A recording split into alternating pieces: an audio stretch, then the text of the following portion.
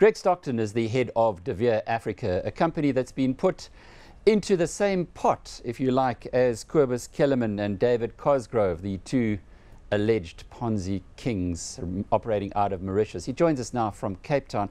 Greg, this must have been a shock to you to discover that money that you've invested with these fellows that you've known for a long time on behalf of clients, it seems to have disappeared.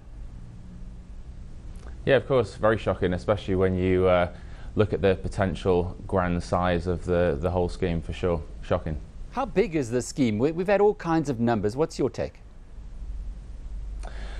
I mean, I wasn't part of the investigation team personally, but allegedly you're looking at something around about 18 billion US dollars, and allegedly over about 120 different funds as well. How true or not that is, I don't know. It remains to be a part of the investigation.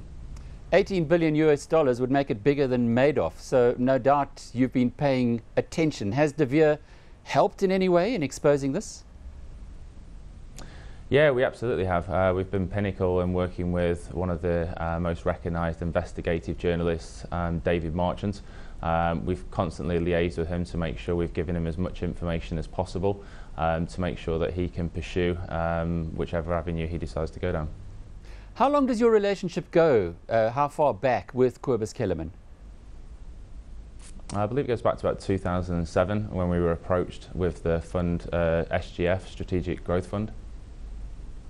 And I understand from former employees of DeVere that he was a regular visitor to your offices, and in fact he used to phone daily to get your salespeople to perhaps put money his way. What is the relationship between him and DeVere, and indeed between him and DeVere's chief executive Nigel Green? Yeah, I mean, I think first of all, I don't believe he was in our office daily. I believe some of the people that have reported that are ex-colleagues, maybe with an axe to grind.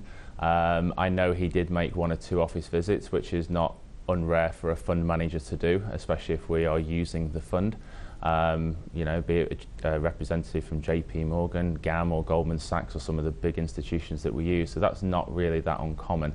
The relationship was that, you know, he was a fund manager of a fund that we marketed. But he was one that was quite close to a fund that was apparently owned by Nigel Green. I guess that's not an area to discuss now. Just from a broader perspective though, how do you interpret the reports that this was a Ponzi scheme that Kellerman and Cosgrove were running?